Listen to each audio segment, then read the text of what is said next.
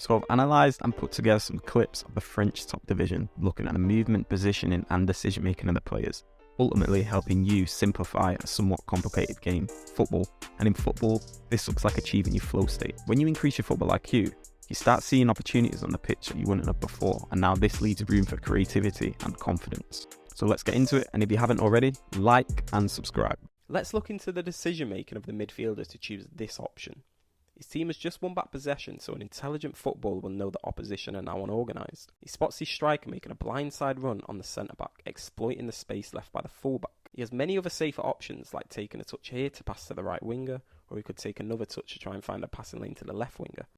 Both are safe options keeping possession for his team, but a top pro doesn't always think about safety. He thinks about danger. Thought process being, what's the most dangerous pass I can make right now to hurt the opposition? A perfectly weighted pass, and it leads to a shot on goal. Here, I want you to focus on the striker's movement, his composure and awareness to see his teammate free on the edge of the box. The winger takes his first touch and the striker is pulling off into this space with a blindside run looking for this pass. The winger takes another touch and now he has to adjust, as there won't be any space at the front post because the pass would be too close to the keeper. He pulls off and receives the ball across his body, protecting the ball. Now this is a sign of a confident striker, not slashing at the ball as soon as he sees sight of goal. He does a fake shot and rolls the ball away from pressure and passes to his teammate who he probably saw here. Notice how the finish is a pass. Not too much power to keep the accuracy. When clients send me the clips, one of the most frequent problems I see when shooting is that they're trying to hit a world record for how fast the football can fly every time they shoot. And if you look at most of these finishes that you're going to see in this video, you'll see most of them are complete placement without much power at all. Because when you go for power, you lose accuracy. So you need to try and find that sweet spot. I want you to follow this player. There is so much to take from this clip. Look how much he's involved in this goal, and he only takes one touch every time. Pass and move, so hard to play against. Coming deeper, he plays a simple bounce pass. But look how this simple move created so much space, dragging the right back out of his position. Now his awareness.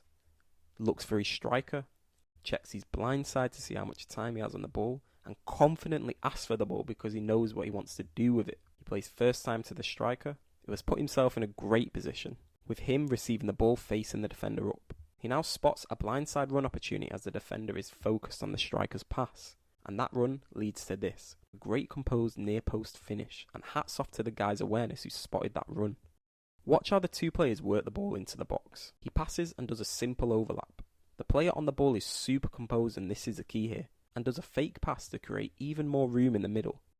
In situations like this, if you're not being pressed, try to be composed. Because imagine if he made this pass rushing, and the defender cut it off, the team's in huge trouble as everyone's in the opposition's box. Look at this for awareness and composure. He takes a touch to lure the defender in. You can see how relaxed he is by how slow he's running up to the ball. He knows exactly what he's doing. The outside chop against the defender's momentum and avoiding the slide tackle. And then the pass between the fullback and centre-back, which I talk about all the time. Another thing to notice is look at the willingness from the winger, making the blindside run even when his teammates run in the opposite way. You have to take risks and gamble. You've probably heard that often. This is a really good example of it. Now, if you find yourself in a tight angle like this with a lot of defenders in the box, always check the edge of the box for a pass. Defenders are too busy covering this space, and they often leave it free here. See if you can spot the key piece of intelligence from the winger here. The fullback goes for an overlap and plays in a lovely cross, which leads to this great-headed goal. If the winger runs straight here, he cuts off the space out wide because it will drag the defender there.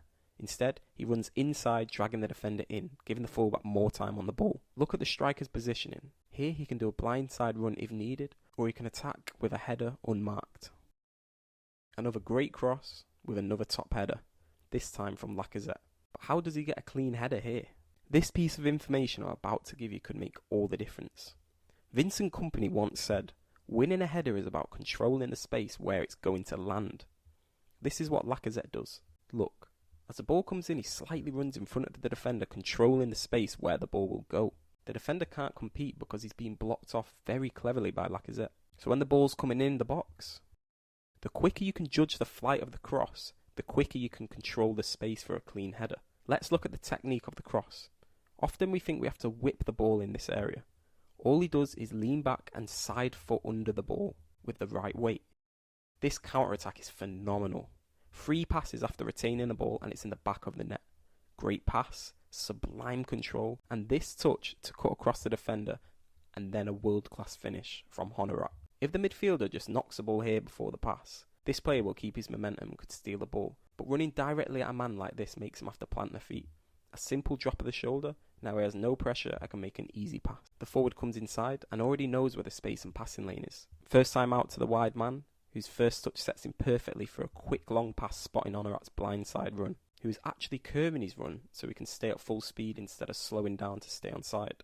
Once he makes his first touch, he knows he has to cut across his man as quick as possible if he stands a chance getting off a clean shot. The ball bounces up, and this header is class, and it catches the defender by surprise. His next touch again taking it away from pressure to buy more time, and finishes near post with his hips facing the front post to direct the ball. Look how smart and technical you have to be at the top level. All of this work from Honorat, and Ramos is a few inches away from the ball when it's struck. Here, the winger comes to feet and the ball isn't played. Instead of standing still, he adjusts instantly and makes another movement, this time in behind. Now the striker reads the situation quicker than the defenders and gets a head start on the blind side of this centre-back, who has no clue of the danger behind him when the ball comes in. In this situation, with the keeper slightly off his line, this box is what you're aiming for, between the 6-yard line and the penny spot, and he executes it perfectly. Look how swift this play is. Only 3 passes and they're in and goal, with another blindside run from the striker. Here, the winger comes to feet to receive this pass, but it's the midfielder I want you to see. Instead of making it easy for the marker coming here, he's sitting off on the blind side. Too often, with my clients' videos, I see midfielders always coming to feet. You need to start mixing it up. You may feel like you're not affecting the game, but if you pick up a position like this, where you're available through a passing lane and almost breaking the line, that's how you affect the game the most. The more you come to feet, the less space you have to work with. This one's really important for my wingers and fullbacks if you want to start getting more assists. Again, when I'm analysing players' clips, when they come inside they usually look here. Your first thought should be looking for a potential passing lane and your striker's movement. When you cut inside, this is often a passing lane that opens up if your striker stays on the blind side here. Having this bit of knowledge as a cue to look for whenever you cut inside is what will help you play in a flow state more. The more you understand what different scenarios present to you, the more confident you'll become on the pitch. Put numbers in the top left hand corner of each video, so you can comment below and let me know if you've got any questions or anything you learned. And thanks for watching. Share this video with anyone you think it might help, because remember, it's usually this stuff that's stopping you reaching that next level. Keep putting in the work that most players aren't, and most importantly, keep chasing your potential.